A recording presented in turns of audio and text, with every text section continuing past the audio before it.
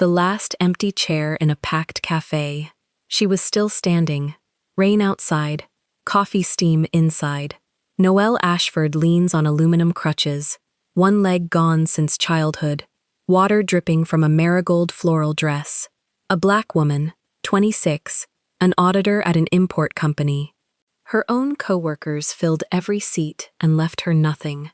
Across the room, a silent man in a charcoal three-piece suit, no tie, top button open.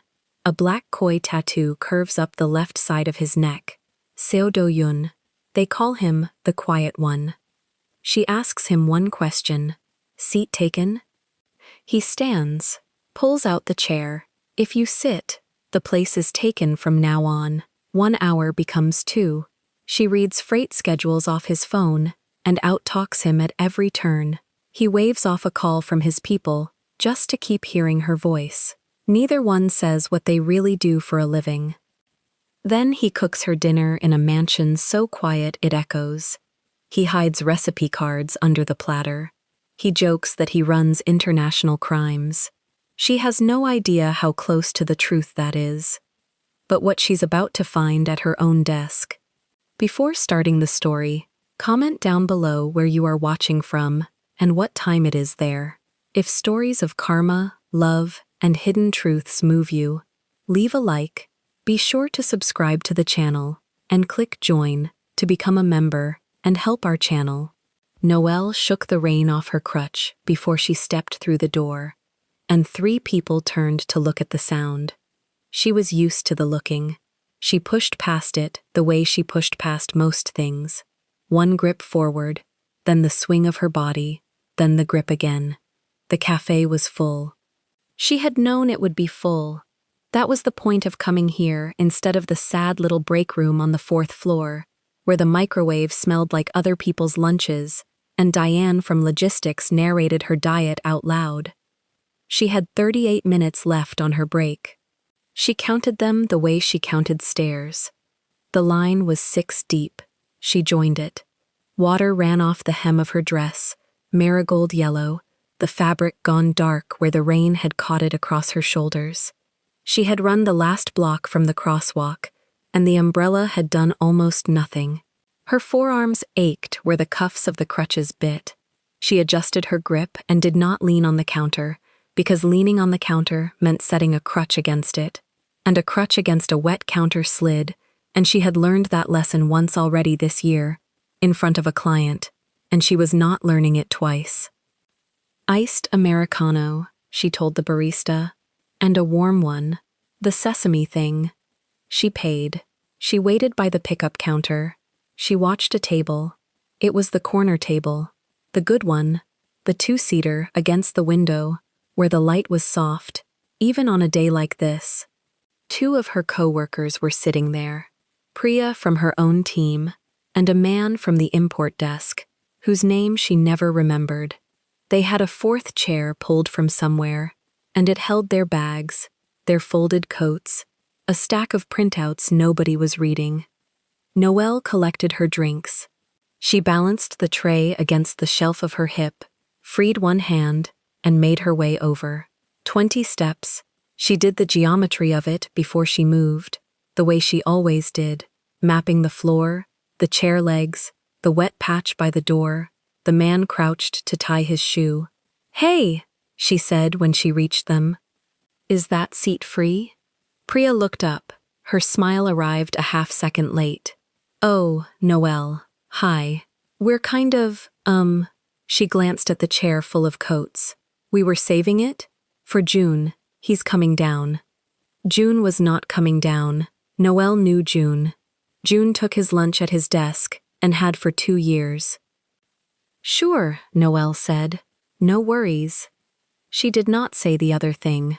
The other thing sat behind her teeth, small and hot, and she swallowed it with the ease of long practice. She turned. The tray shifted against her hip, and the iced Americano slid a centimeter, and she caught it with 2 fingers before it went. Nobody at the table saw. They had already gone back to talking. It was not the coats. She wanted to be clear with herself about that, standing there, because being clear with herself was the one thing she still owned in rooms like this. It was not the coats, and it was not Priya's late smile, and it was not even the lie about June. It was the practiced ease of it. It was how quickly they had a reason ready, how the reason had been sitting there loaded before she even reached them, as if some part of them had watched her come across the floor and prepared. People kept a chair from her the way you keep an umbrella by the door. Just in case. Automatic. She had learned young that the trick was to never let them see it cost you. Cost was leverage. Give them the cost and they either pitied you or they enjoyed it. And she had no use for either, so she gave them nothing. She gave them, "Sure, no worries," and a face like a closed drawer. She scanned the room again. Every table taken, every stool along the window bar, occupied by someone with a laptop and an expression that said they would die before they moved. There was a ledge by the trash station where you could stand and set a cup down, and she considered it, and then she considered standing at a ledge by the trash station, in a wet dress on one leg for the next 30 minutes, and something in her chest went flat and tired. She stayed standing. She held the tray. The warm cup bled heat into her palm. That was when she saw the other corner, diagonal, across the cafe, past the espresso machine and its hiss. A second two-seater, one man at it, one empty chair across from him. The man was reading something on his phone, or looking like he was reading, and he had a stillness about him that made the busy room seem to bend around his table without touching it. Charcoal suit, no tie, the top button of a white shirt undone. He held a small black coffee he had not touched. She could tell he had not touched it because the crema was still perfect, unbroken, a full skin of it.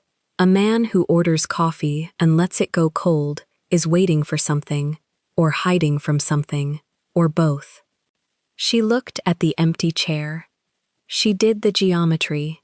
22 steps, a turn at the espresso machine, a narrow lane between the pastry case and a woman with a stroller. She had done worse. She went. Halfway there, the stroller woman shifted, and the lane closed to a gap barely wider than Noelle's shoulders, and she stopped, and she waited, tray against her hip, and she did not sigh, because sighing was a currency she refused to spend in public. The woman noticed her, apologized, dragged the stroller back 6 inches. Noelle went through. Her crutch tip found the one dry patch of floor and held. She reached the table. Up close, the man was younger than the stillness suggested.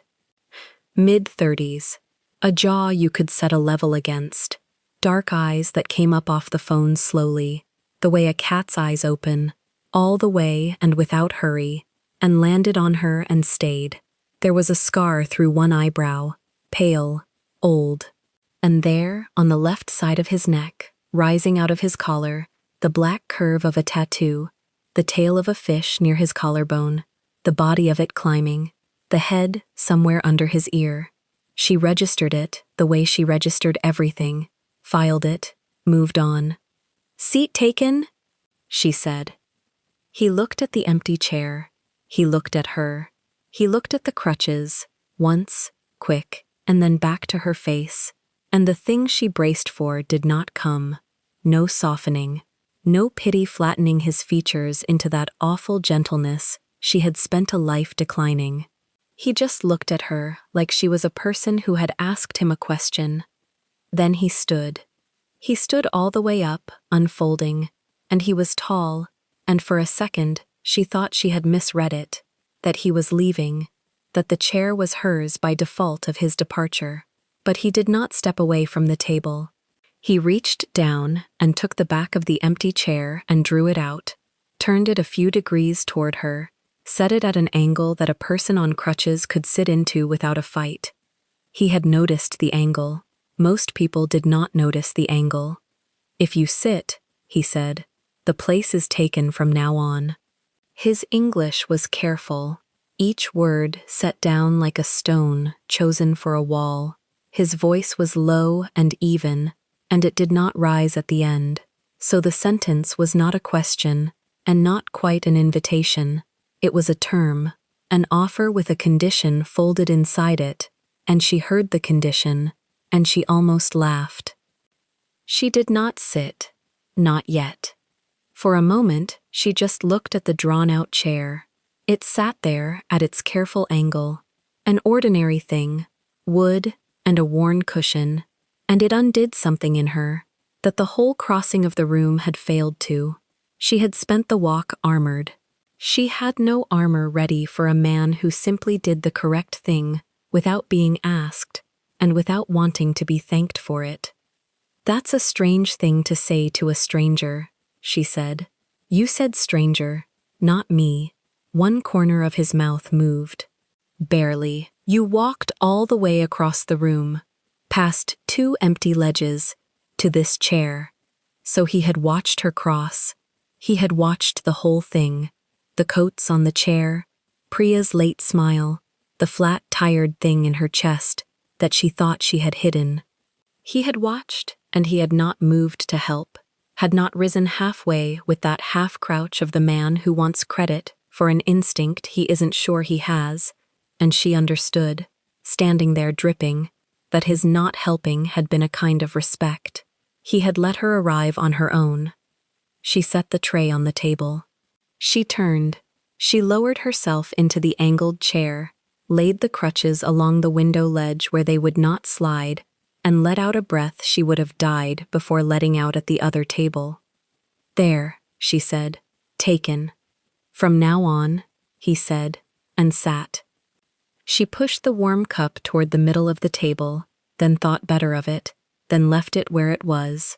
She wrapped both hands around the iced Americano, cold sweating against her palms, and looked at him properly for the first time, now that she was down and the room had stopped being an obstacle course. "You've been sitting alone at the best table in a full cafe," she said, "with a coffee you haven't touched, guarding an empty chair." "I wasn't guarding it. You let 3 people ask, and you told them all it was taken." His eyes moved. Just a flick. She had guessed, and she had guessed right. She could see it land. "You watched me watch you," she said, "so we're even." Now the mouth moved again, and this time it almost got somewhere. "You count," he said. "The steps. I saw you count." Noelle went still. It was a small thing to be seen for, and it went in deeper than she expected. Under the plate she kept bolted over that particular spot. Nobody named it. People noticed the crutches, the missing leg, the slowness, and they arranged their faces around it. Nobody noticed the counting, the constant quiet arithmetic of a body that had to earn every meter of a room the rest of them walked without thought. "Everybody counts something," she said. "Not everybody. The people who don't have to," she said. "You count when the floor stops being free." She had not meant to say that much. It came out level, the way she practiced everything level, but it was more than she handed a stranger, and she felt the small exposure of it and covered it by drinking. The cold cup gave her something to do with her mouth. He absorbed it without flinching and without softening, which was the only response she could have tolerated. A man who flinched would have made her sorry she'd said it. A man who softened would have made her sorry she'd sat. He did neither. He filed it, she thought, the way she filed things. And she recognized the motion in him the way you recognize your own accent in someone else's mouth. The espresso machine screamed behind them.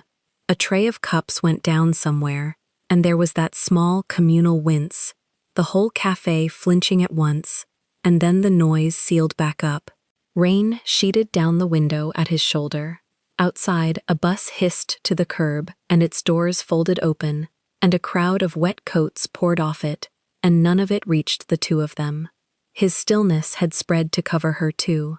She noticed that. She would think about it later, how a stranger's calm could feel like a room you were allowed into. She let the quiet sit. She was good at quiet. Most people rushed to fill it and gave themselves away in the filling. and she had built half her career on waiting a beat longer than was comfortable and watching what fell out of the other person. He did not rush. He matched her. He let the quiet stretch until it stopped being awkward and became a kind of agreement. Two people who had both decided the silence was better company than most talk. "You're not from the import district," she said. "I'd have seen you. Everyone comes through here." "You know everyone?" "I know the ones who matter, and I know the ones who think they do." She sipped. "You're neither, which is interesting. Or you don't know as many as you think. Or that." She smiled, contained. The half-smile she gave clients right before she told them their numbers didn't add up. "What do you do?" He turned the untouched cup a quarter turn on its saucer. It was the first restless thing his hands had done. "Logistics," he said. In a way. Movement of goods. Timing. Making sure the right thing arrives at the right place and nobody notices the road it took." "That's shipping," she said. "That's just shipping. Is it?" He said it flat, not a question, the way he'd said the thing about the chair, and something behind his eyes closed a small door she hadn't known was open. Then it passed. "And you?" "Numbers." She lifted the cold cup like a toast. "I find the road something took when it's not supposed to leave one." For a second, neither of them said anything, and the not saying had a weight to it. Two people who had each, without planning to, described the same thing from opposite ends of it and felt the edges brush. But neither of them knew that yet. They only felt the room get a degree quieter around the table that was now, by his terms and her decision, taken. His phone buzzed against the wood, face up. A name flared on the screen. She didn't catch it, just the shape of it, 3 characters and a small red circle beside it, and under that a single word before it went dark. Circle. He did not pick it up. He turned it face down instead, a slow, deliberate flip, and set 2 fingers on the back of it as if to keep it there. "You should get that," she said. "No." Looked important.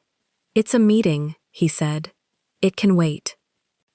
People who let meetings wait usually run them.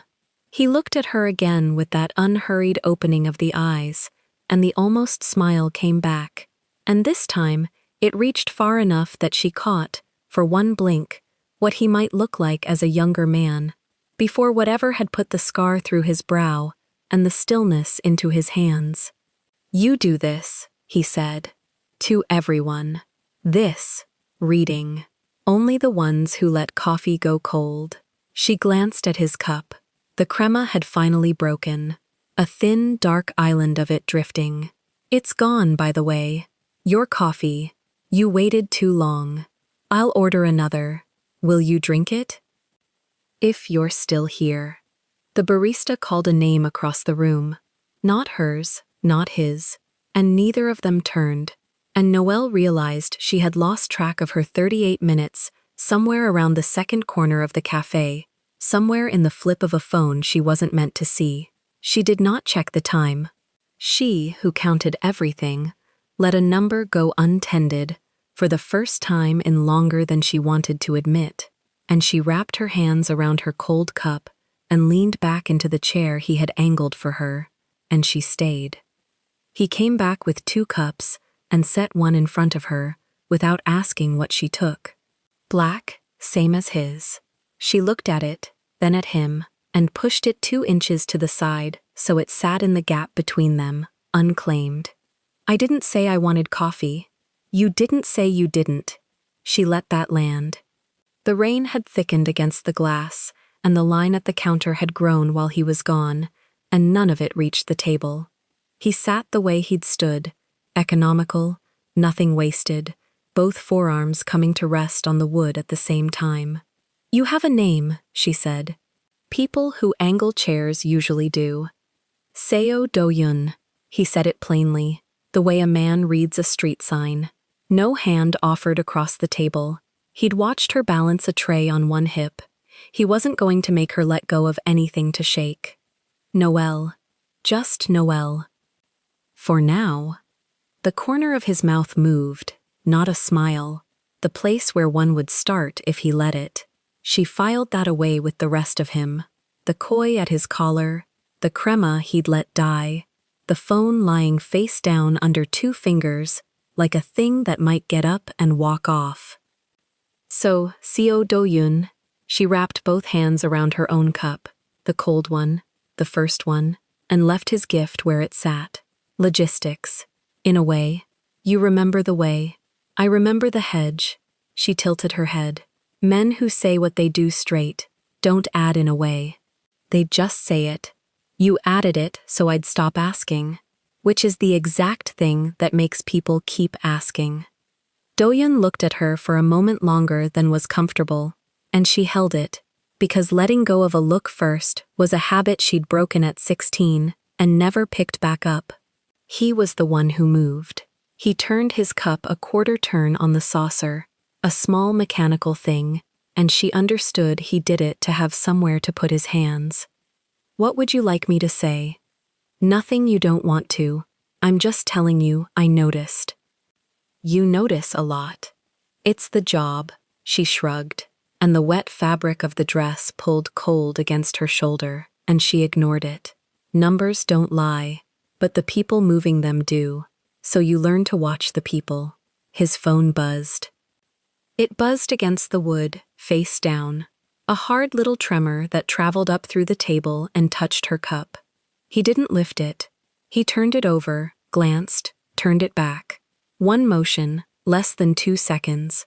But she'd been watching his hands the whole time, and she saw the screen. The same 3 characters. The red ring, and under it, this time, a second line she hadn't seen before. A string of numbers, and a time. She read numbers the way other people read faces, fast and without meaning to, and these arranged themselves before she could stop them. 2200, she said. Someone wants you somewhere at 10 tonight. Do-yoon's thumb settled flat over the phone, covering it. You read that upside down. I read everything upside down. It's more useful than the right way up. You get to see what people put in front of themselves. She sipped the cold coffee. It's a pickup, isn't it? Not a meeting. Meetings don't come with a timestamp and a location in the same line. For the first time since she'd sat down, something in his stillness changed. Not alarm. She'd have recognized alarm. She'd caused enough of it across a desk. This was closer to the way a man stands when the ground he trusted shifts an inch. A recalibration. Silent. Everything held. He was looking at her the way she suspected he looked at very few things, as a variable he hadn't priced. You should be careful, he said, guessing at strangers. You should be careful leaving your phone face up. She set the cup down. I'm not guessing. I'm reading. There's a difference, and you know it, because it's what you do too. You read me across a whole room before I got here. The rain filled the silence. Somebody's chair scraped 2 tables over. His phone buzzed again, insistent now, a double pulse, and this time he picked it up, and she watched his thumb move, and she watched him not answer. He sent it somewhere, declined it, or silenced it, some small execution under the table's edge, and then he set it down face down again, and looked back up at her like a man closing a door behind himself. That'll cost you, she said. What will? Whatever that was. People who leave things at 10 tonight waiting don't do it for iced coffee. I didn't order iced coffee. He nudged the black cup he'd bought her another half-inch toward the middle. I ordered whatever this is going to become. She laughed.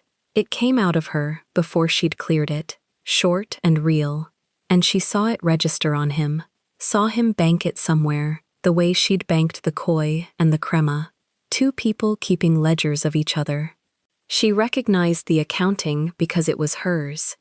That's a line, she said. It's an observation. It's a line, dressed as an observation. You put a suit on it, same as the rest of you. He almost smiled again. The scar through his brow lifted with it and settled. And because she'd made him almost smile twice, and he'd made her laugh once, and because she was down a coffee and up a stranger, and had no idea what time it was, she did the thing she never did with people she was still pricing. She stayed on offense. "Tell me one true thing," she said. "Small. I'll trade you." Do-yun considered the table, the declined phone, the dead cup he'd let go cold before she arrived. "I moved to this city 11 years ago, and I've never once eaten in this cafe. I sit here. I don't eat." "Why?" "One true thing. You said one." He turned it back on her. "Clean. Your trade." She thought about the coats on the fourth chair, Priya's easy mouth, June who hadn't come down to lunch in 2 years. The floor of a city that stopped being free the moment she was old enough to measure it. "I count doors," she said. "Every room I walk into, I find the way out before I find the seat. I've done it since I was 9. I did it walking in here. Where's the way out of here?" "Behind you." The service corridor past the counter. Not the front. The front's got the step down to the street. And it's wet, and there's a woman with a stroller parked in the middle of it. She held his eyes. "I clocked all of that before I clocked you. You just happened to be sitting next to the exit." Something passed over his face that she couldn't name, and she'd named most things by now. It was gone before she could hold it up to the light. "So, I was the door," he said. "You were next to the door. Don't flatter yourself." He turned the phone over. Not to answer it, she saw that now. Just to look at the time, the way she'd have looked if she still cared. And he turned it back, and he said, "You've been here 40 minutes. You counted. You stopped." He said it like it meant something to him that it wouldn't have meant to anyone else. "You walked in here counting your steps and reading the room for exits, and you sat down, and somewhere in the last 40 minutes, you stopped doing both. I watched it happen. You don't know you did it." She opened her mouth to tell him he was wrong, and found she couldn't, because he wasn't. She'd forgotten the door. She'd forgotten the time. She'd forgotten the count. For the first time she could remember, at a table full of the wrong strangers, she had let the floor be free without checking, and this man in the charcoal suit with the fish on his neck had watched her do it and said nothing until now. "That's a dangerous thing to point out to a woman," she said. Her voice came quieter than she'd meant it, telling her when she's let her guard down. "I'm not telling you to disarm you." He met it head on. "I'm telling you because I did the same thing, and I noticed mine an hour after you noticed yours, and I don't like being slow." His phone buzzed a third time. She watched him not look at it. That, more than anything, was the sentence he was building without words. The thing at 10 tonight, the red ring, the 3 characters, all of it left to hum against the wood while he sat across from a woman whose last name he didn't have. He silenced it with the side of his thumb, no glance, and the small violence of that gesture told her more about him than any true thing he'd traded. "You keep turning that off," she said. "I know. They're going to come find you. They can find me here." He said it without heat, and she believed it, and it should have frightened her more than it did. Sitting is the most defensible thing a person can do. You choose where.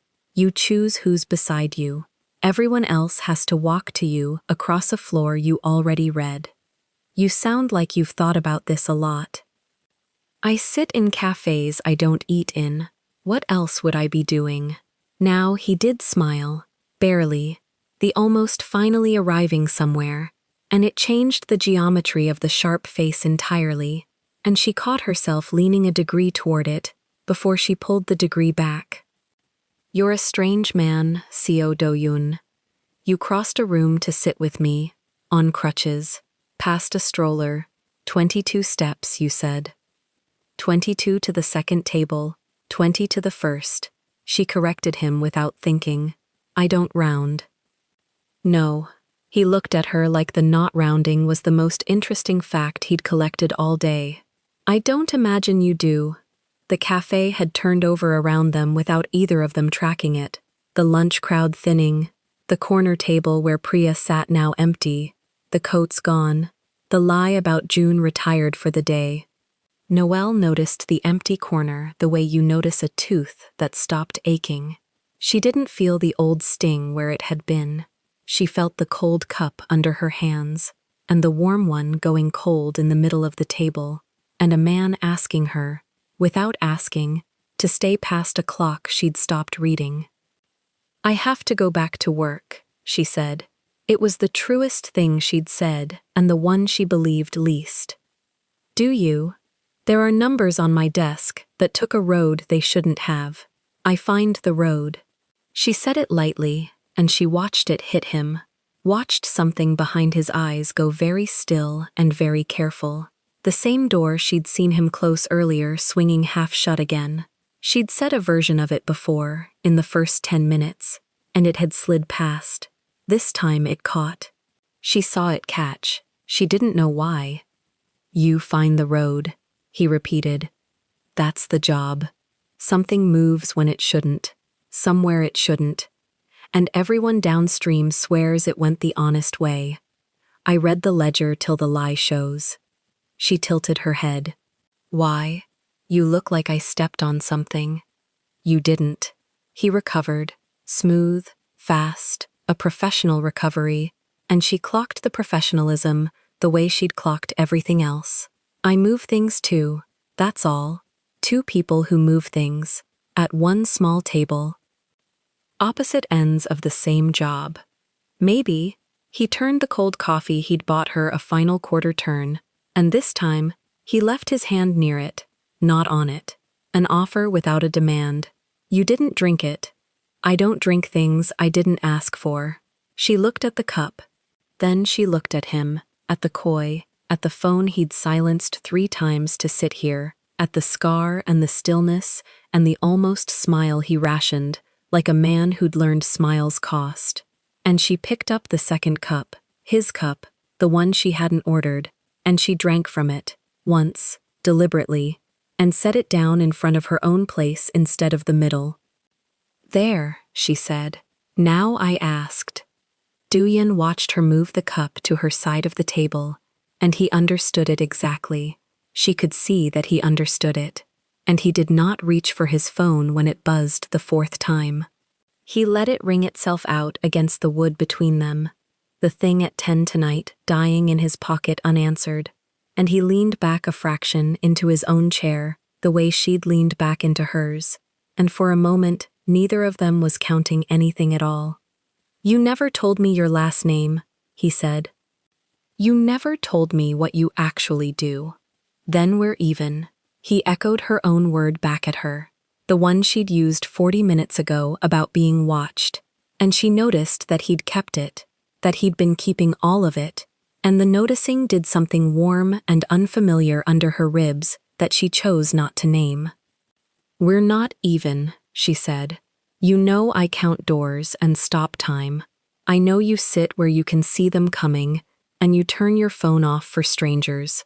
You gave me a habit. I gave you a nervous system. She lifted the cup. His cup, now hers. That's not even. That's you owing me a whole man. Then I'll owe you, Doyun said. Same place. You'll cross the room again. I might sit somewhere else. You won't. He said it without arrogance, as a reading, the same flat certainty she'd used to call the timestamp on his screen. You already read this table as the one next to the exit. You'll come back to the exit. People like us always sit next to the door. She should have had an answer. She had answers for everything. Answers were the floor she'd built when the actual floor kept giving. But she looked at this quiet man who'd let something at 10 tonight go unanswered 4 times to keep a stranger at a 2-top by the window, and she found she didn't want the answer.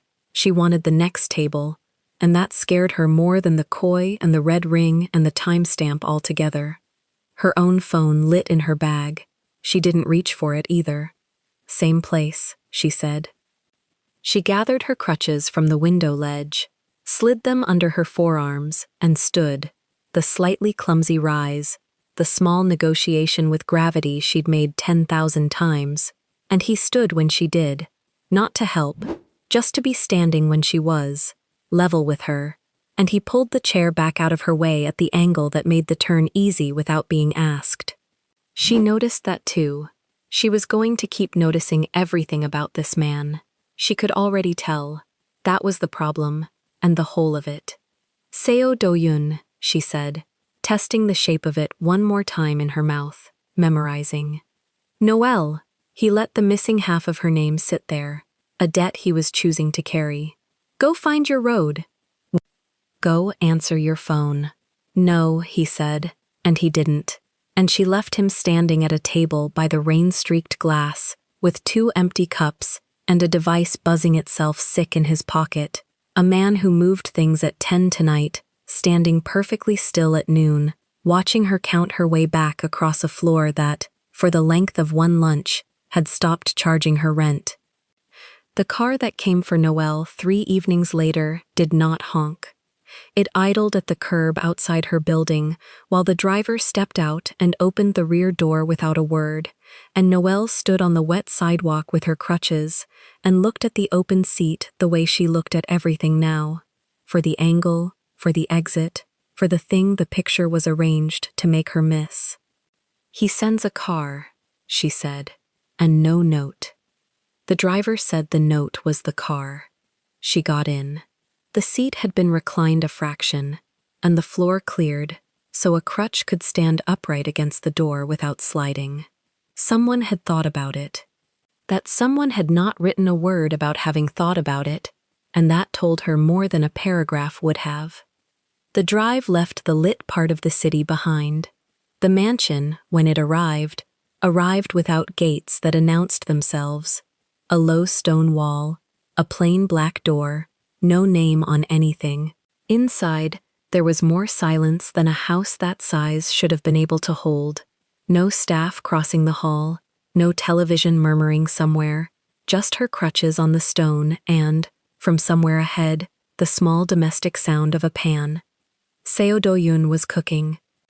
She found him in a kitchen that opened off the main room, sleeves rolled to the forearm, waistcoat on, no jacket, no koi hidden now behind a collar because there was no tie to hide behind. He was watching a pan the way he had watched her cross the cafe floor, like it might do something he needed to be ready for. He did not turn when she came in. He said, "Sit anywhere, I'll bring it." "You cook." "I'm learning to." There was a platter on the counter with a cloth folded under one edge, and when he lifted the platter to move it, the cloth shifted, and Noelle saw the corner of a card. Handwriting. A list. She crossed to the table, propped her crutches against the wall where they would not fall, and sat, and by the time he set the first dish down, she had already decided not to mention the cards. A man who moved gods knew what, through the ports of this city, had hidden recipe cards under a platter, so she would think he did this often. The lie was so small and so human that it undid something in her chest she had meant to keep buckled. He served her first. He served himself second. The food was good, and he watched her eat the first bite with an attention that had nothing courteous in it, and everything nervous. "You looked at the cards," he said. So he had seen her see. "You hid them badly." "I hid them, the amount a person hides something they want found." He sat. "I've made this dish once. This is the second time. The first time I threw it out. Why not order in, and let me believe the kitchen did it? Because you'd have known." He turned his glass a quarter without drinking. "You count doors. You'd have counted the staff who weren't here, and asked where dinner came from." She had, in fact, counted them. 0. She set her fork down. "Where is everyone?" "I sent them home. For tonight." He said it plainly, and then, because she was still looking at him, he added the rest, and he added it in the flat tone a man uses for weather. "It's easier to talk in a house where no one is listening." In my work, that's rare. Your logistics work. My logistics work. A beat. The scar through his brow caught the low light. I run international crimes. He said it the way a man says he runs a small firm out of a building near the water. No weight on it. No wink. He picked his fork back up. Noelle did not laugh. She had spent a career learning the exact sound a true thing makes when a person tries to bury it inside a joke. And this had that sound, the number that is real, hidden in a column of round ones, hoping the eye slides past. She let the silence sit long enough that he had to look up from the plate. That was the truth, she said. You told me the truth and made it sound like the punchline, so I'd hand it back to you as a joke. Something in his jaw moved. Most people laugh. I'm not most people. You said that yourself, at the table, when you decided I was a variable you hadn't priced. She kept her voice level, kept eating, because if she stopped eating, it would become a scene, and a scene would let him retreat into being frightening. So, international crimes, that's the real column, and logistics, in a way, was the round number you put around it. He set his fork down too now, both of them, hands flat near their plates, two people who had each just been read. You should be afraid, he said, not a threat, almost a question about her. I grew up counting exits because rooms weren't always safe, she said. Fear I know how to hold. What I don't do is pretend I didn't hear a thing so I can keep the evening pleasant. She met his eyes. You told me because you wanted it out of the way before I found it myself. You'd rather hand me the file than have me audit you. The word audit landed somewhere behind his eyes, the same place her line about the road had landed at the cafe, and again a door there closed halfway. He noticed her notice it. Neither of them named it. They were both, she understood now, in the business of watching for the exact moment the other one flinched, and neither one was flinching, and that was the most dangerous thing that had happened to her in years. They ate a while without speaking, and the not speaking was its own kind of talk. She noticed the things a person notices at a stranger's table when the stranger has emptied the house of everyone who could see him be uncertain. He ate slowly. He watched her fork more than his own. Once, when she reached for the water, his hand had already begun to move toward the pitcher, and he stopped it halfway and let her pour. You almost poured for me, she said. I caught it. You catch a lot of things halfway tonight. I'm trying not to decide things for you. He said it like a man reporting the result of an experiment he was still running. It's not a muscle I've used. Use it more, she poured. The people you move things for, do they get to say no to you? The question sat between them. He turned it over the way she'd seen him turn the glass, looking for the angle. No, he said. That's the whole shape of it. In that world, a no is a door someone forgot to lock. You don't say it. You survive by never being the one who has to. And yet you emptied your own house so a woman on crutches could tell you no twice over dinner. I didn't know it would be twice. You knew it would be at least once. She set the pitcher down. You built the room for it, the cleared floor, at the cards. You wanted to see what a no from someone who isn't afraid of you looks like. She held his eyes. How is it, so far? For the first time all evening, his mouth moved toward something that on another man would have been a smile. Expensive, he said. Good answer, and she meant it, and he heard that she meant it, and the temperature of the silent house shifted by a degree neither of them acknowledged. Two people who had each spent their lives learning to price a room, sitting in one they could not price at all. He cleared the plates himself. He would not let her carry hers. When she reached for it, he simply took it, no fuss, and she let him, because the alternative was a small war over a plate, and she was saving her wars. He came back from the kitchen with no dessert. He came back with a long, flat case. He set it on the table between them and opened it, and turned it toward her. Inside, on gray foam cut to fit, lay a prosthetic leg, not a clinic basic one, a top one, the kind with the responsive ankle and the socket that costs more than she made in half a year, matte and pale and beautiful and made, unmistakably, to her measurements, because he had watched her cross a floor, and he was a man who priced things by watching. Noelle looked at it for a long moment. Then she looked at him. "No," she said. He had clearly not planned for the word to come that fast. "You haven't." "No." She closed the lid herself, gently, so the gesture could not be mistaken for a tantrum. "It's the best one made. I know what it is. I've priced it too." Then nothing. She kept her hands on the closed case. "You watched me for one lunch and one dinner, and you decided what my body needs, and you bought it. You didn't ask which socket my stump tolerates. You didn't ask whether I've tried the responsive ankle and hated the delay in it. You didn't ask whether I want to walk into a room instead of counting my way across it. You decided. Your money bought you the right to decide for me. That's what you thought it bought."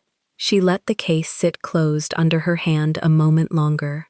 She thought of the girl she had been, 9 years old, the surgeon speaking over her head about what was best for her, while she lay on the paper sheet and counted the ceiling tiles because no one had asked her a single thing. She had promised herself, at 9, that she would never again be a body other people arranged. She was not going to break that promise across a beautiful dinner for a beautiful leg. "I thought it bought you a shorter road. You don't get to choose my road." It came out quiet, and it came out final. That's the one thing in my life nobody chooses but me. Not the surgeons who took the leg when I was a child, not the co-workers who guard chairs, not you. She slid the case back across the table until it was in front of him, not her. "Your money doesn't give you the right to decide for me. Take it back." For a moment, the silence in that too silent house had a different quality. Not the absence of listeners now, but the presence of a thing he could not smooth over with a car sent quietly, or a truth wrapped in a joke. A door opened at the far end of the room. Han Ye-rim came in unhurried, wire-frame glasses catching the light, the small mole below her left eye lifting as she took in the closed case, the 2 plates gone, the exact distance between the 2 people at the table. She had a soft sage knit on and no coat, off-duty then, and yet somehow expected. She looked at Do-yoon first. "You bought her a leg," Ye-rim said. "It was not a question, and it was not warm. I bought her the best one. You bought her the one you'd want to have bought her." Ye-rim pulled out the 3rd chair without being offered it and sat, and looked at Noelle, and something in her face relaxed by a degree. "I'm the reason he even knows what a responsive ankle is. I run the rehab program he funds. He asked me 2 weeks ago what the best prosthesis on the market was. I told him. I also told him not to buy it for anyone." She turned back to Do-yoon. "Which part did you hear?" "The first part." "You always hear the first part." Ye-rim's mouth did something quick and reassuring, the smile of a woman who has had this argument in gentler clothes many times. She looked at Noelle again. "You said no." "I said no." "Good." Ye-rim said it plainly, and to Do-yoon's credit, he did not argue with the doctor the way he had not quite argued with Noelle. A prosthesis is a relationship, not a gift. The socket has to be cast to the limb as it is that month, refit as it changes, trained into over weeks with someone watching the gate. You can't wrap it in foam and set it on a dinner table like an apology. She'd have blisters in a day and quit in a week, and then you'd have taught her that the fancy leg is a thing that hurts. That's worse than no leg. Do-yoon looked at the closed case in front of him as though it had rearranged itself into something he had not bought. "I wanted to give her something," he said, and it was the least composed sentence Noel had heard from him. Then give her a choice, Yerim said. Not an object.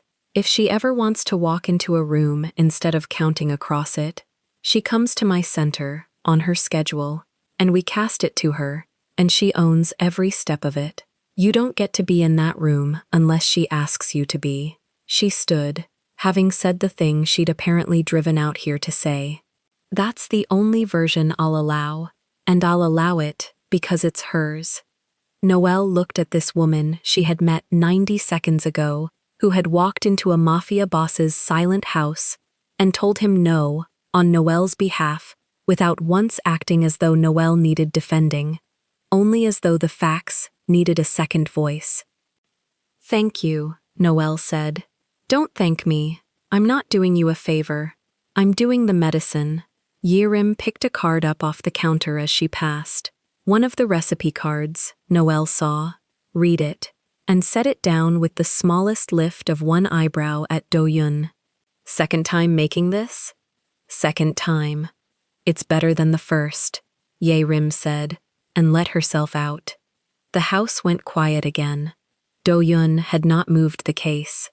Noel watched him look at it, this man who ran international crimes and had been told no twice in one evening by two women who had each grown up learning that no was a muscle you had to build. I'll take it back, he said finally. You'll take it back. And if you ever want the center, if I ever want the center, I'll go to Yerim, not to you. She reached for her crutches, set the foam grips into her palms, and stood the way she stood, slightly clumsy, entirely her own. You built the whole evening so I wouldn't feel decided for. The car, the cleared floor, the cards you wanted found, sending the staff home so I'd feel safe. You thought of everything except the one thing. She settled her weight and looked at him. You still put a leg on the table without asking. He stood when she stood. It was reflex in him by now, and he did not pull out a chair because she was already up, but he angled himself out of the doorway so her exit line to the hall was clean. The service side, the wide side, the side a person on crutches would choose. He had learned that much. He was still learning the rest. The road stays mine, she said, at the edge of the room. I heard you the second time, he said. Hear it the first time next, she said, and went out into a house so silent she could count her own steps down the length of it, and found, halfway down, that for the second time in 3 days she had stopped counting, and this time it frightened her more than the man in the kitchen ever could. Noel stood in the doorway of the rehab center and counted the room before she counted her steps into it. 9 chairs against the left wall, a low parallel bar down the middle, a rack of resistance bands, 2 children on mats, 1 therapist kneeling between them, no socket, no case. Nothing waiting on a table, with her measurements taken by a man who watched instead of asked. She had told herself she came for the room, not the man. Yerim met her at the front desk, in a white coat over sage knit, lanyard swinging, the small mole below her left eye lifting with her smile. You came on your own feet, she said. Good, that's the only way anyone comes here twice. I came to look, Noel said, not to sign anything. Nobody signs anything on the first day. Yerim slid a clipboard sideways, off the counter, out of reach, as if to prove it. You look. The room decides if it wants you, not the other way around. Noel moved into the light on her crutches, the coral pink dress loose around her, and let the space settle on her. It was smaller than she expected, warmer. The floor had a give to it, a soft rubberized skin that took the click of her crutch tips and swallowed it. She noticed that first, a floor that didn't announce her. Then she noticed him. Seo Do-yun sat in one of the 9 chairs against the wall, and he was wearing the tie. She had never seen him in a tie.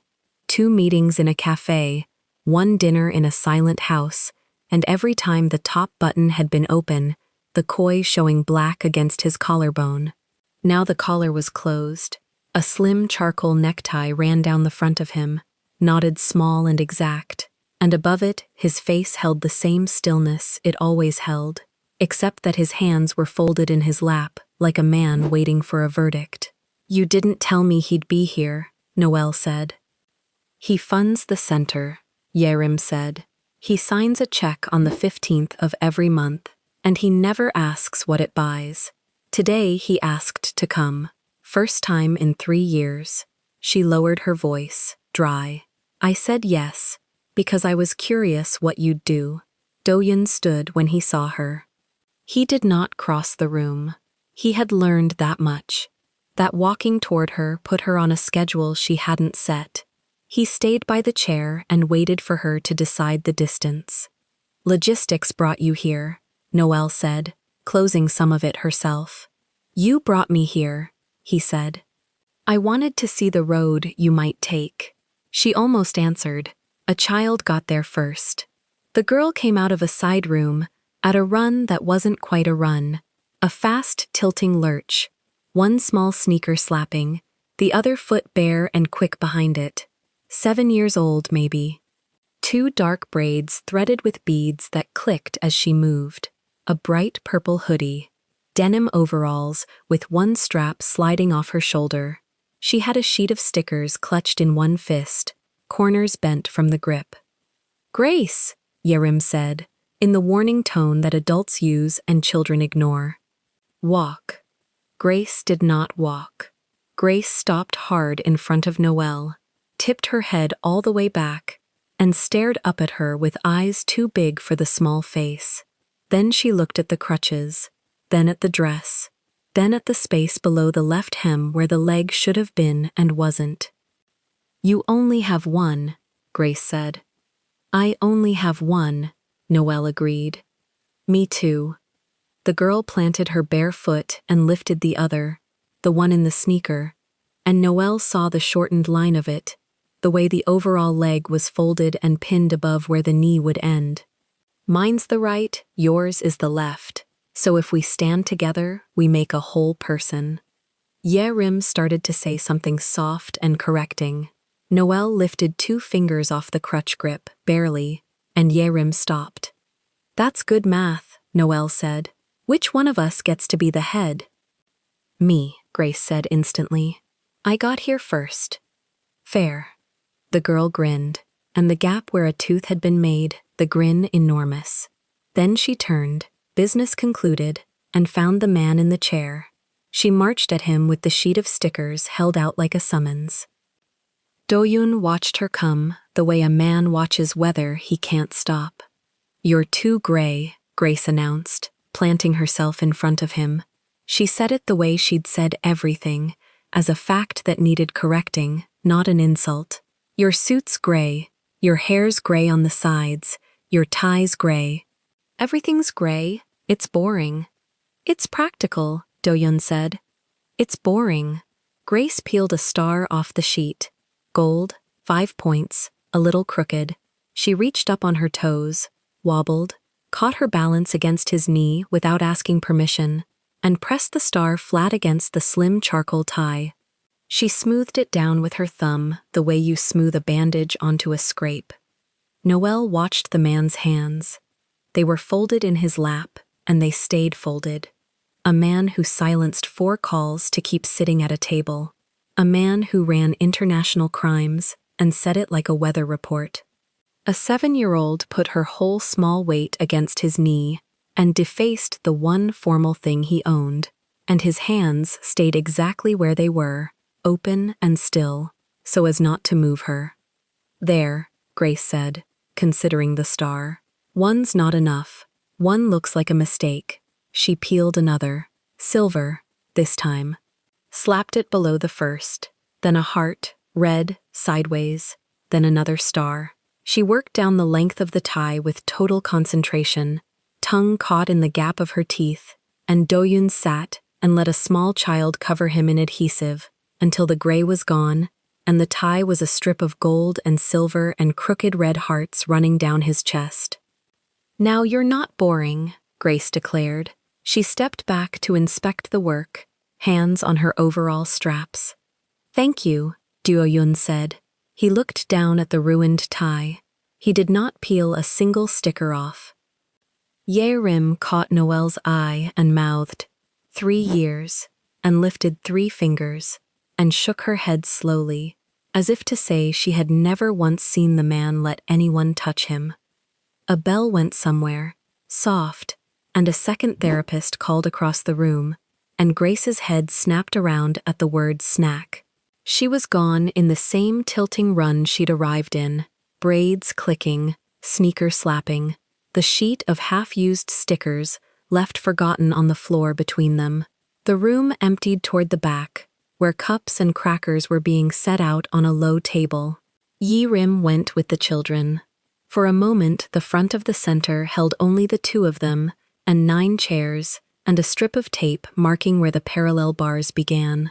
Noelle lowered herself into one of the chairs, not because she needed to, because she wanted her eyes level with his for what came next, and standing on crutches while he sat had a shape she didn't like. Doyun looked down at the tie again. He touched one of the stars with a fingertip, testing whether it would come loose. It held. "You could take them off," Noelle said. "You have a meeting tomorrow, probably. People who expect gray." "I have a meeting tomorrow," he agreed. "I'll wear it. Covered in a child's stickers. Covered in a child's stickers." He said it without a smile, which somehow made it heavier than a smile would have. "Let them ask." She studied him. The stillness was there, the way it was always there, but something had shifted behind it. The way a locked door looks different once you know the room behind it is occupied. She had seen him close a door behind his eyes 3 times now. At the word shipping, at the word audit, at her sentence about finding the road. This was the first time she had watched something open instead. "You've never had one," she said. It wasn't a question. She was reading him again, the way she read everything. The ledger under the tablecloth. A child. In the house. In any of the plans logistics makes for you. His thumb moved over the crooked gold star. No. But. He was quiet for a moment. When he spoke to the tie, not to her, as if the words were easier that way. "Lately, I catch myself building one." He stopped, started again, and this was a man not used to sentences that cost him anything. "A room I don't need, long hair, someone who counts things out loud because she wants to, not because the floor stopped being safe. I don't know where it came from. I'm not a man who imagines things he can't arrange." Noelle's hands were very still on the crutch grips across her lap. "You're describing a daughter," she said. "I'm describing a daughter." The room was warm, and the floor gave under nothing, and somewhere in the back, a child laughed at something, high and unguarded, and Noelle understood that she had walked in to look at a room, and was instead sitting inside the most dangerous sentence a man like him could say to a woman like her. She did not soften. Softening was the thing she'd taught herself never to be caught doing. "You can't buy that either," she said. "Same as the leg. You can't observe a child's measurements and have one built to fit." "I know." He looked up then. "That's what today was. I wanted to see the thing I can't arrange, standing in a room I pay for and don't control. A little girl put stickers on me, and I couldn't stop her without moving her, and I didn't want to move her." He held her gaze. "You'd understand that. You of all people." "Don't," Noelle said quietly. "Don't make me the mirror for your good feeling. I'm not here to teach you to be a person." "No," he said. "You're here because you decided to walk into a room. That's yours. I only wanted to be in it when you did." She let that sit. Around them, the light was flat and clinical and honest. No golden hour, no soft focus, just an ordinary afternoon in a room that smelled faintly of antiseptic and juice. It was the most exposed she had felt near him, more than the mansion, more than the cafe. In the cafe, he'd been a stranger with a good table. In the mansion, he'd been a man performing dinner. Here he was, a man with a child's stickers on his chest, telling the truth in flat sentences, and she had nowhere to file that. "I want to say something," she said, "and I want you to not answer it with a gift." "All right. I like you." She said it the way she'd say a number that had failed to reconcile. Plain, unhappy about it, unable to make it come out otherwise. "That's the problem I have. Not the crutches, not the crimes you say like a joke that isn't one. I've handled worse than both. The problem is I'm sitting in a chair I chose, in a room I chose, and I don't want to leave. And the last time I stopped wanting to leave a room, I forgot to count the exits. And that has never once been safe for me." Do-yoon didn't move toward her. He'd learned that, but his voice changed, dropped, lost the flat register. "Then say the terms." "The terms." She almost laughed. "You want terms. You set them at dinner. The road stays yours. You do everything better with terms." He folded his hands again, over the ruined tie, the way a man folds his hands to keep them from doing something else. "So set them." Noelle looked at him for a long moment, then she said it. "We don't kiss." The room held very still. "Not yet," she went on. "Not while I don't know what you actually are. You told me you run international crimes, and you told me over a plate you cooked yourself, and I still don't know if that was a confession or a line. You know my first name, and not my last. I know your face and a tattoo and a word on your phone that turns your whole body to stone. There are things under the tablecloth on both sides of this, and I am not going to kiss a man and then find out what he is. I've watched women do that. I've audited the wreckage after. Love first, then the truth, and the truth always wins, and it's ugly. So truth first," he said. "Truth first, all of it. And until then," she lifted one hand off the crutch and set it flat in the air between them, a line drawn. "Nothing. We sit in rooms. We say true things. We don't touch.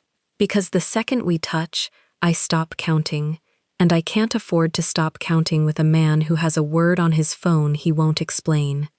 He looked at the hand in the air. He didn't reach for it. "That's a hard term," he said. "It's the only one that keeps me able to leave."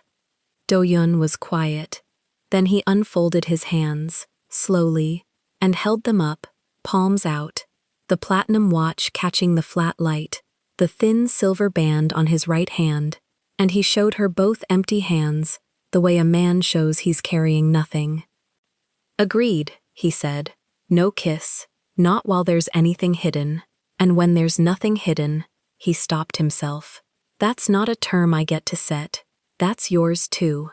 "That's mine too," she said. They sat with it. It should have felt like a wall. It felt, strangely, like the first thing either of them had built together instead of for each other. Not a leg made to her measurements, not a dinner cooked from hidden cards. A line, agreed to by both, holding open a space with nothing in it yet. Grace came back at her tilting run with a cracker in each hand and juice on her chin. She stopped in front of Noelle and held out one of the crackers, damp at the corner where she'd been holding it. "You didn't get one," Grace said. "You have to have one, or it's not fair." Noelle took the cracker. "Thank you." The girl turned to Do-yoon, considered the stickered tie with proprietary satisfaction, and then looked back at Noelle, and something worked behind the huge eyes, some 7-year-old arithmetic finishing itself. "Are you two married?" Grace asked. "No," Noelle said. "Are you going to be?" Yerim, arriving behind the girl, opened her mouth to intervene. "That's a very long story," Noelle said, "and it has a lot of numbers in it, and I haven't finished checking them all." Grace absorbed this with the seriousness she gave everything. "Okay," she said. "When you finish checking, you should. He let me put stickers on him, and he didn't even take one off. That's how you know." And she was gone again, off to the mats, the verdict delivered. Do-yoon looked down at the tie. 12 stickers, maybe 15. gold and silver and crooked red hearts, and not one of them removed. Out of the mouths of auditors' apprentices, he said. She's better at reading you than I am, Noelle said. She did it in 4 seconds. It took me 2 cafe tables and a dinner. She had an advantage. He stood, and this time he offered his hand not to her, but to the crutch that had slid a few inches down the chair, righting it, setting the grip where she could reach it without stretching. A small thing. The kind of thing he did, instead of the large things she wouldn't let him do. She wasn't afraid of me. She hasn't learned yet that she's supposed to be. Noelle set the crutches under her arms and rose.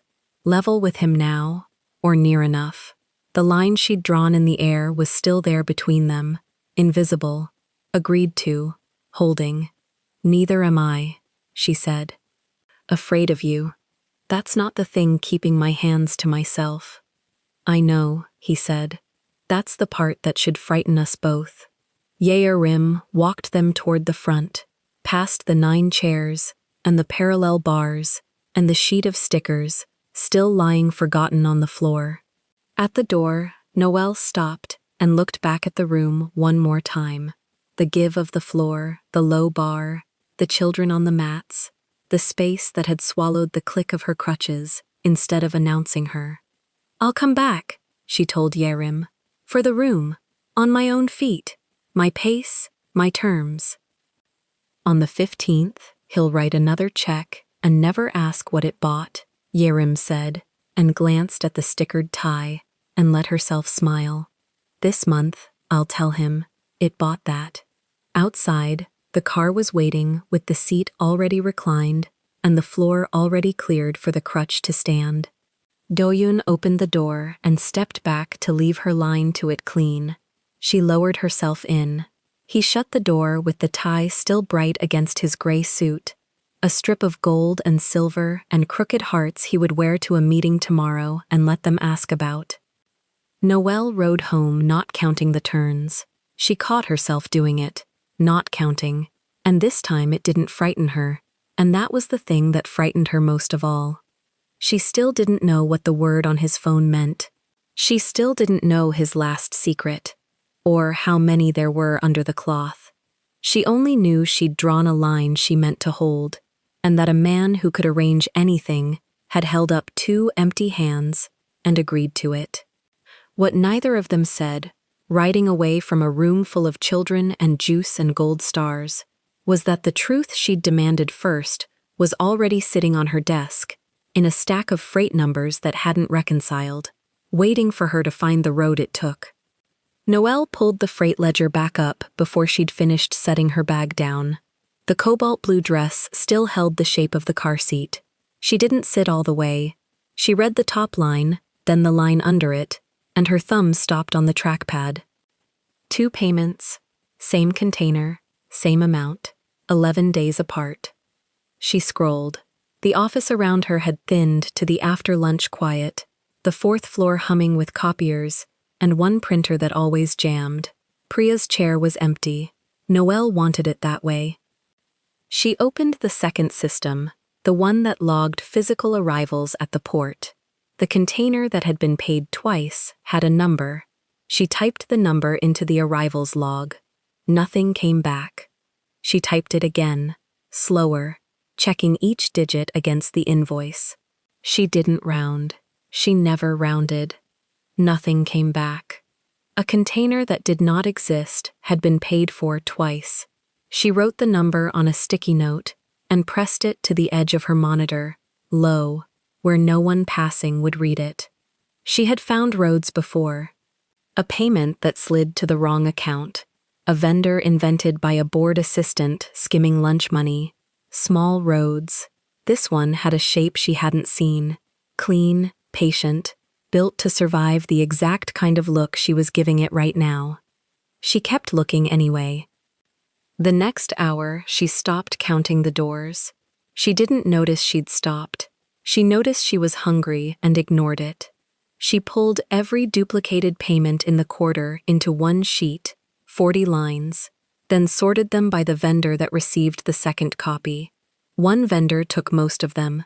One holding company, 3 letters and a suffix, registered offshore, with a bank routing she'd never cleared in her life.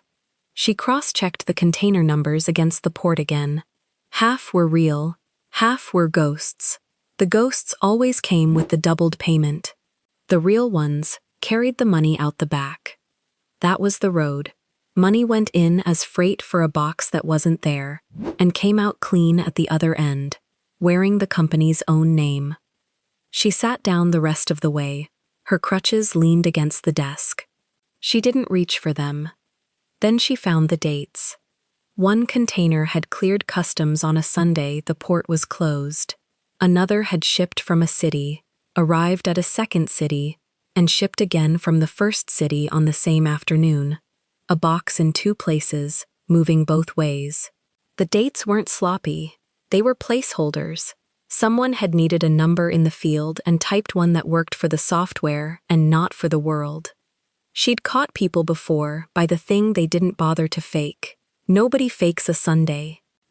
She pulled a fresh column and ran the doubled amounts against each other, cent for cent. They didn't drift. A skimmer drifts.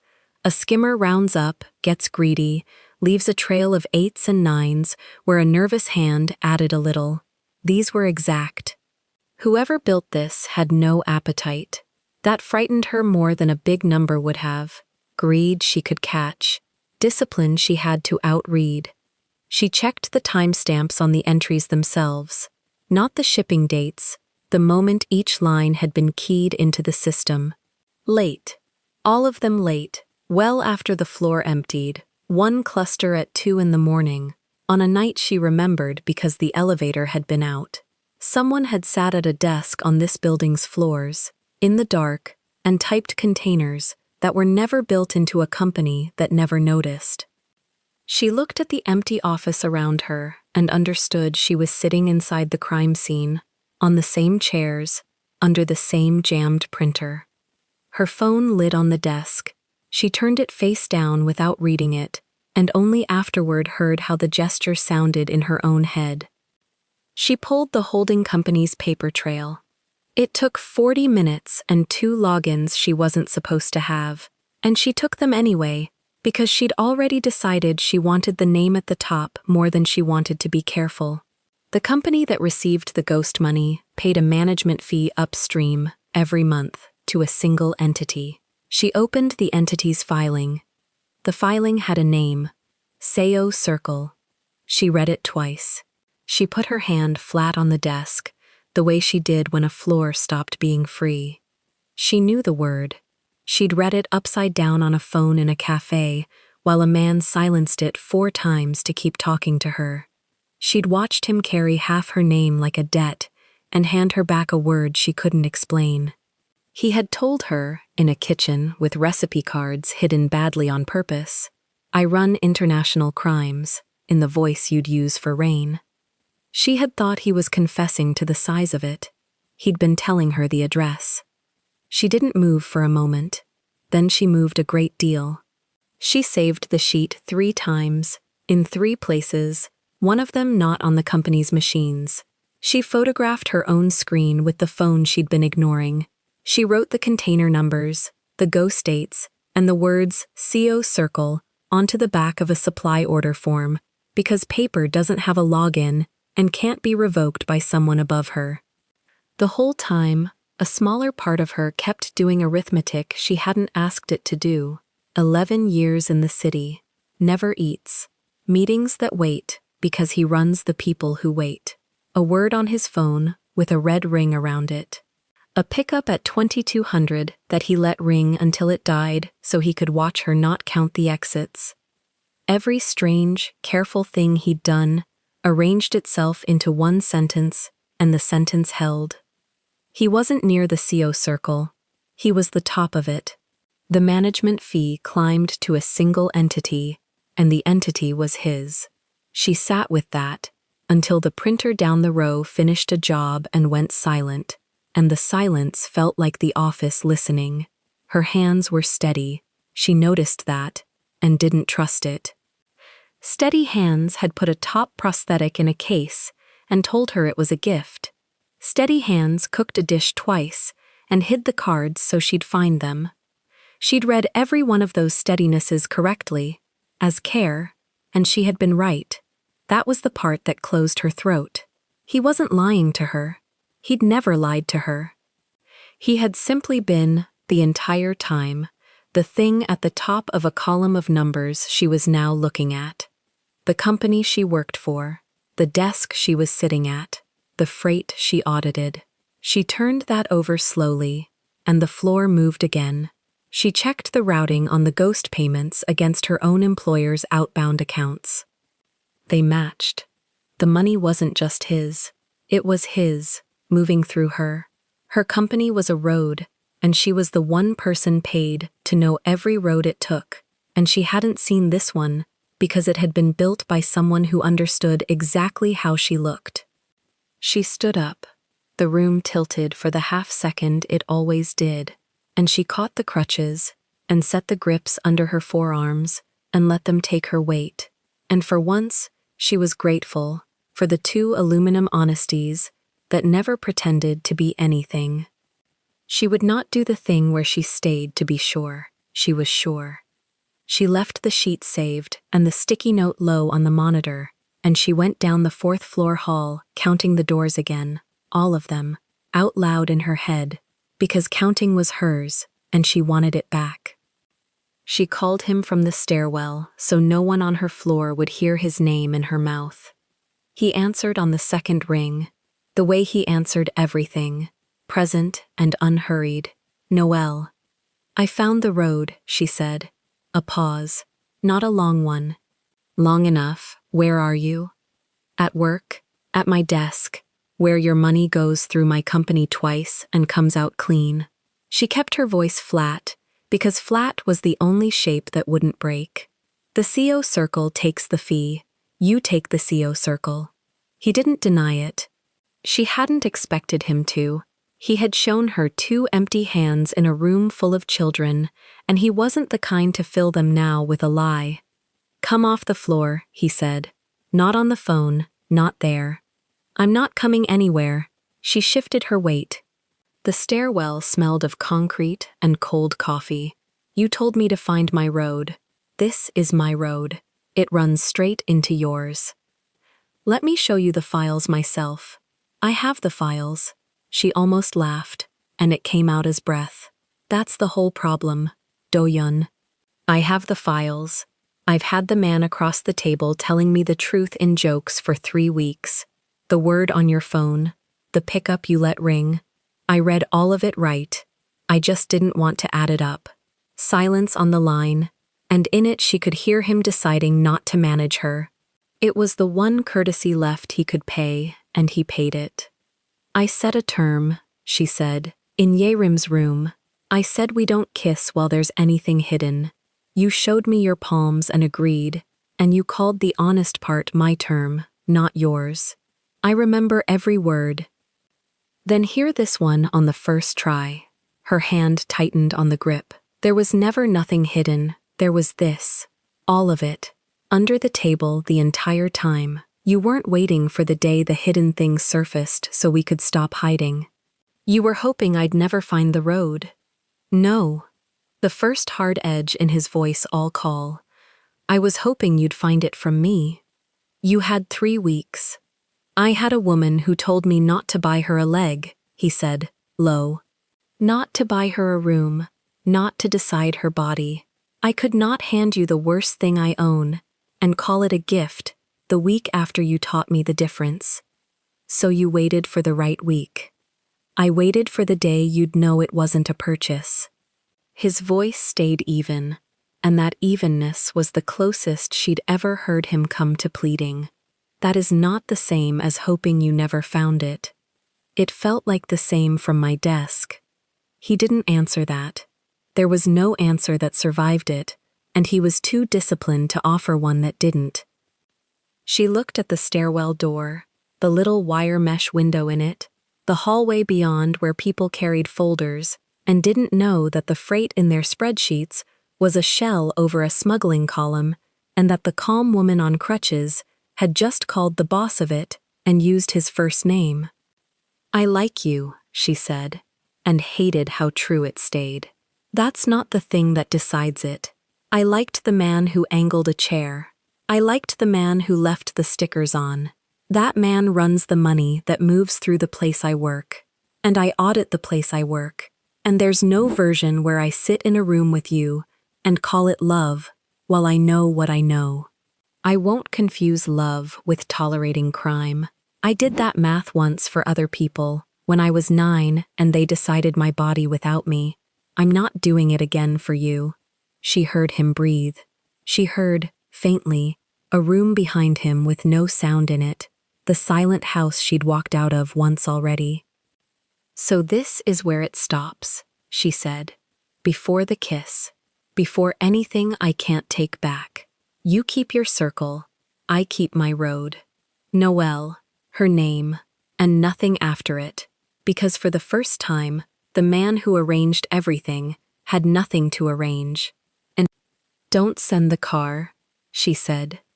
She hung up before he could agree or refuse, because letting him do either would have been letting him decide something, and she was done being decided.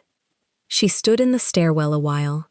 She didn't cry, though her chest did the thing that comes before it, and then didn't finish. She counted the steps down to the third-floor landing, 17, and the ones back up, 17, and she was glad the number matched, because at least the stairs weren't lying. She thought about the kitchen, the water he'd almost poured for her and stopped, the palms he'd turned up in a room full of star stickers. Every gesture had been a small, true thing, and she'd collected them like a person collects evidence of something good, and every one of them was still true and none of them changed the column. That was the cruelty of it. He hadn't tricked her into liking a fiction. He'd let her like the exact man he was, and trusted that she'd find a way to keep him anyway. She had almost wanted to. That was the part she'd carry. In the second before she said the number CO circle out loud, some animal part of her had reached for a version where she looked away, kept the file in a drawer, let the ghosts stay ghosts, and sat across a cafe table from him for the rest of a life she'd already stopped counting the exits of. She named it, held it, and set it down. She'd made a decision at 9 that no one would arrange her again. She wasn't going to arrange herself now, out of wanting. Then she went back to her desk and did the only thing left that was hers to do. She built the file properly, not the panicked 3-place save. A clean package, the duplicated payments, the ghost containers, the impossible dates, the offshore holding company, the fee climbing to the CO circle, the routing that matched her own employer's accounts. She wrote it the way she'd write it for someone who had to act on it, plain, sourced, each claim tied to a line she could show. She did not put his first name in it. She wrote CO circle and let the entity be the entity. She was careful with it, the way she was careful with everything that mattered. Twice checked, nothing rounded.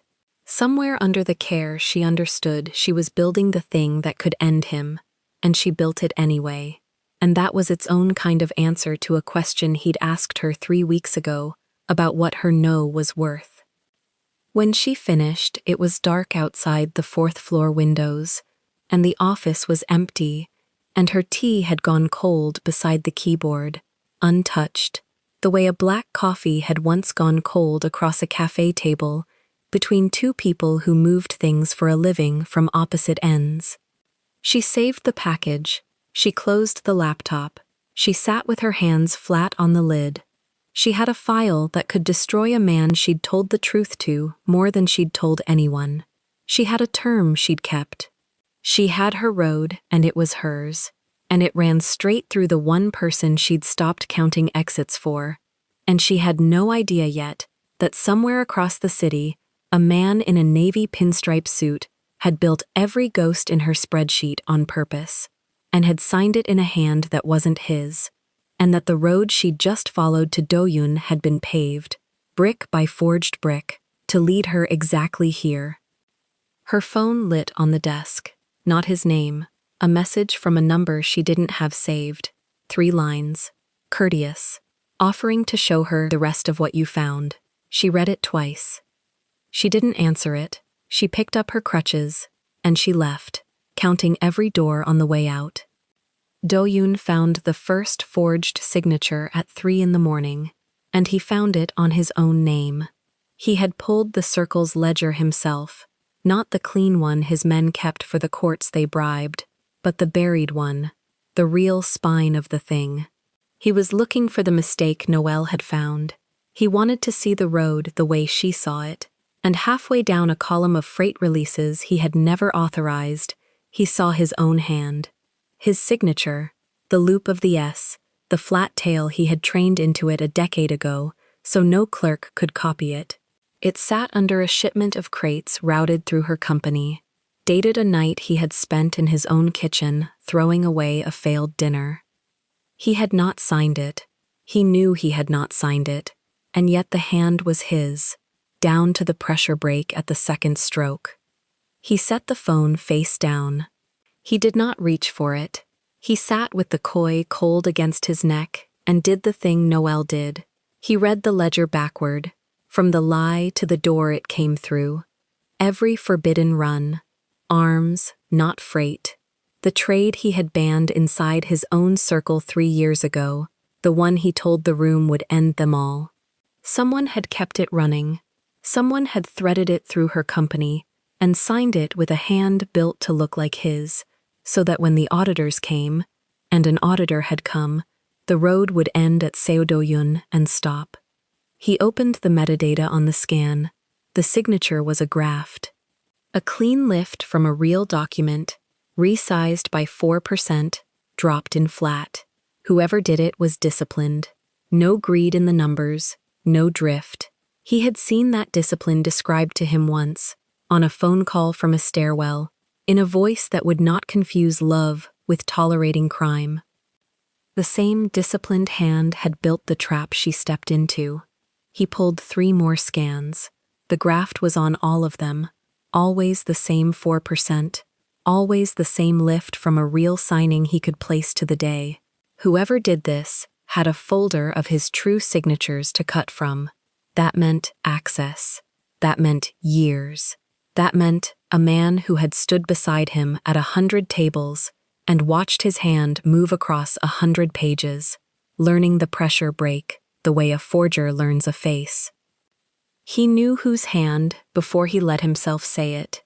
There was only one man in the circle who signed nothing and controlled everything, who smiled at flat eyes and wore a jade ring on his left pinky. The man who had told him, gently, for 3 years, that the old runs were dead. Kwon Tae-guk had not killed the runs. He had hidden them inside the one woman Do-yoon could not protect without exposing them. Tae-guk came to Noelle at her desk on a Tuesday, at lunch, when the 4th floor emptied. She was in the cobalt blue dress still, the dossier closed on a drive in her bag, and she watched the round man cross the floor with a folder held in both manicured hands like an offering, the navy pinstripe, the wine-red square. She had never met him and she knew him at once, the tailoring of a man who is never the one holding the gun.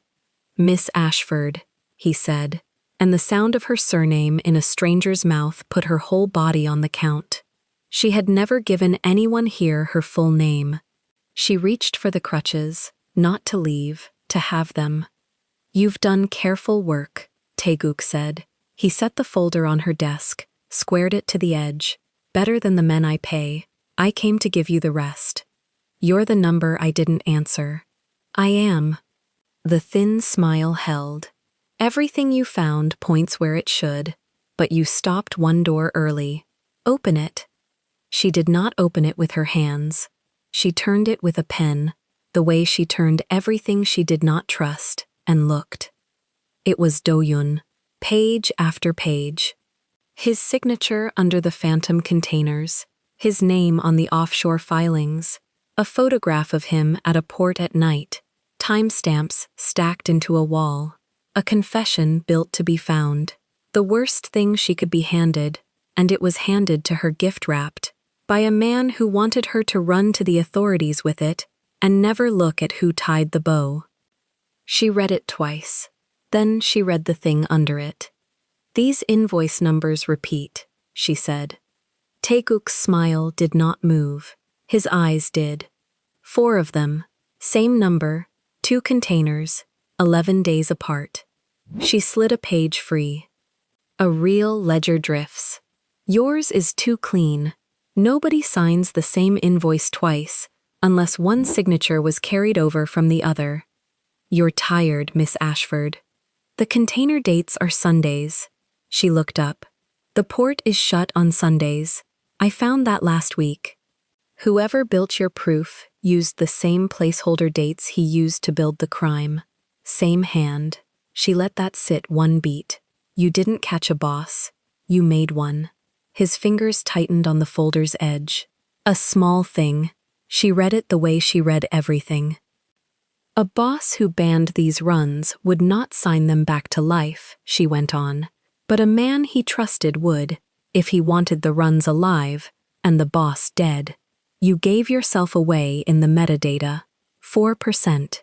You resized his name and forgot the machine keeps a record of the resize." "You're guessing." "I don't guess. I read." She turned the last page face down so she would not have to look at his manufactured version of Do-yoon's hand. "You built a whole man out of a signature. I've spent my life being built by other people's decisions. I know the seams when I see them." The courteous smile finally cost him something to hold. He gathered the folder, unhurried, a man rearranging a loss into a plan. "He runs the circle," Taeguk said. "That much is true. I know what he runs. But he told me himself." She set the pen down. "But he didn't sign these. You did, with his hand. And now I know what you smell like." Taeguk buttoned his jacket. "You should be careful who you accuse from a chair." "I'm not in a chair." She lifted a crutch 2 inches off the floor and set it down. "I stand on these. You've never once had to." He left the way he came, smiling at the empty desks. She waited until the elevator closed. Then her hands shook, once, and she let them, and then she stopped them. Do-yoon was waiting in the stairwell when she took it down, because he knew she took the stairs, because he had listened when she counted them. He did not come up the steps toward her. He stood on the landing below with a flat case in his hands and let her decide the distance. "He brought you paper," Do-yoon said. "He brought me you, forged." She stopped 4 steps up. "I already threw it back at him." Something in his face moved that she had never watched move. He climbed 1 step, only 1. "I brought you the real ones." He held the case out flat, both hands, palms turning up under it, the way he had shown her his empty hands once before. The originals. Everything Taeguk built the fake from. My true ledgers, my true signatures, the runs I banned, and the date I banned them. Enough to end the circle, enough to end me. She looked at the case and did not take it. "Why?" "Because you find the road," he said it plainly. "And because the last thing I own that's worth anything is the truth of what I am. You asked for the truth first. I couldn't give it when it was only mine to lose. Now it can save you, so it's yours." He set the case on the step between them. "I'm not asking for anything. Not the kiss. Not your silence. Take it to the courts. My name is in it too."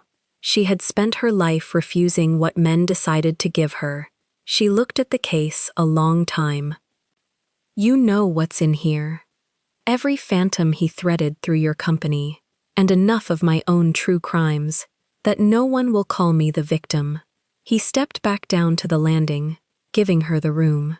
"I'd rather you use the truth to end me, than use his lie to save me." She picked up the case, not because he offered, because she had checked it and it was true. "There," she said. "Now I asked." They pulled every chair from the room before she got there. The gaming hall sat behind a shuttered mahjong parlor, one long green felt table, a wall of screens, and the circle's chief in his ceremonial seat at the head, the only chair Taeguk had left standing, high-backed, carved, the throne of the man who signed nothing. He had called the meeting. He had called it to end the boss and the woman in one room, on his terms, with everyone watching her stand.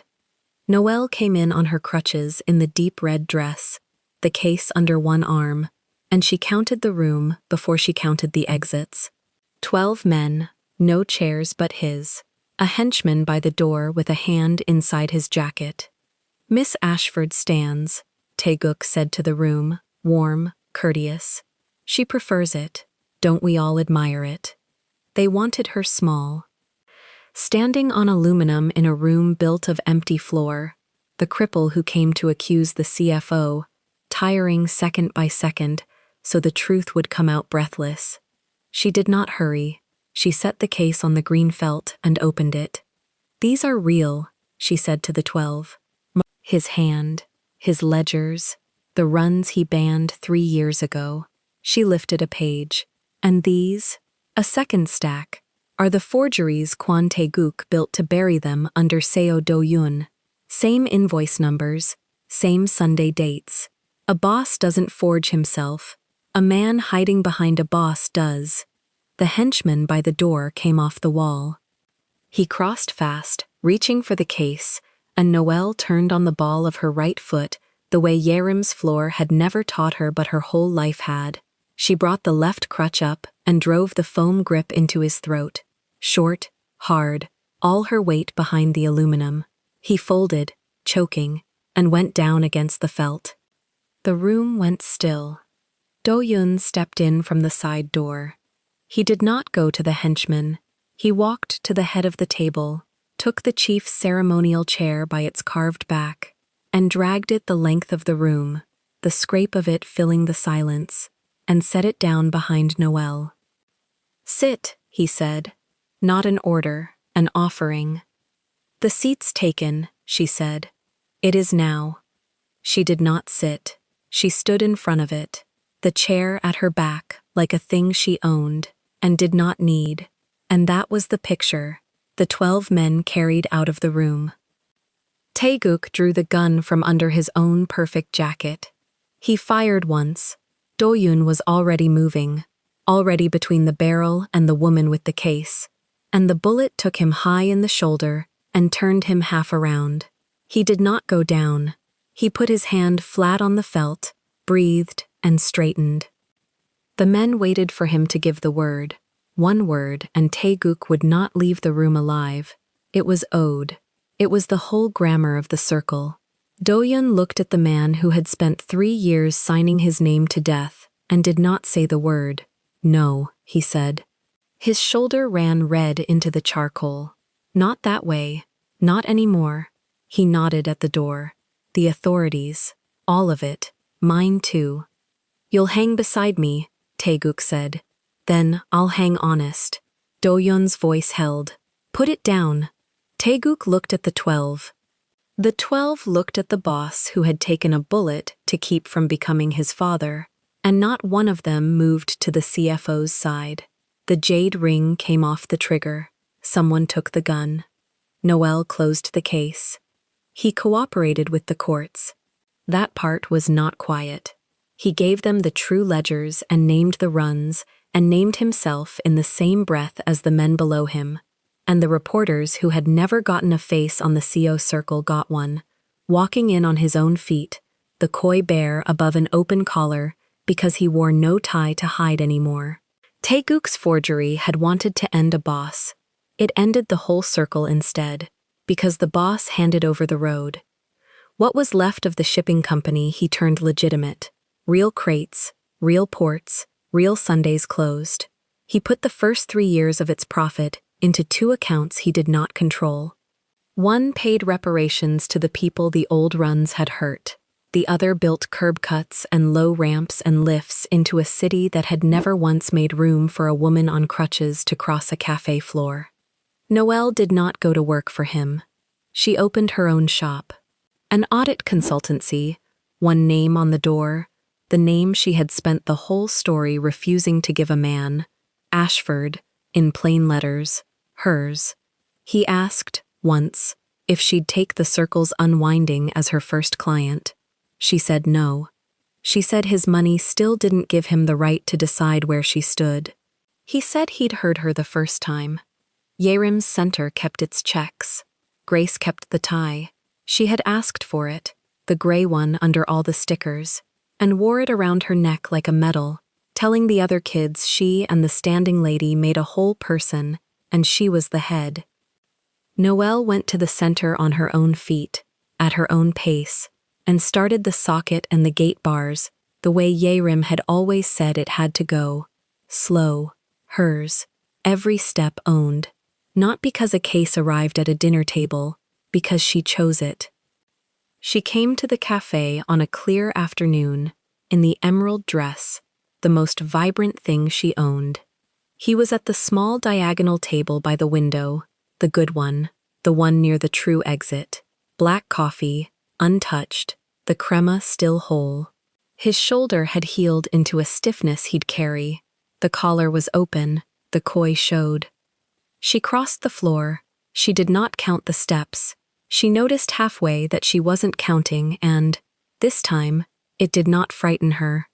"Seat taken," she said. He stood. He pulled the chair to the easy angle for the crutches, the one he'd found on the first day and never once forgotten. "I hope it stays taken," he said, "for the rest of my life." She set the crutches against the window ledge and sat. She did not push a coffee to the middle of the table. She kept it. "Terms," she said.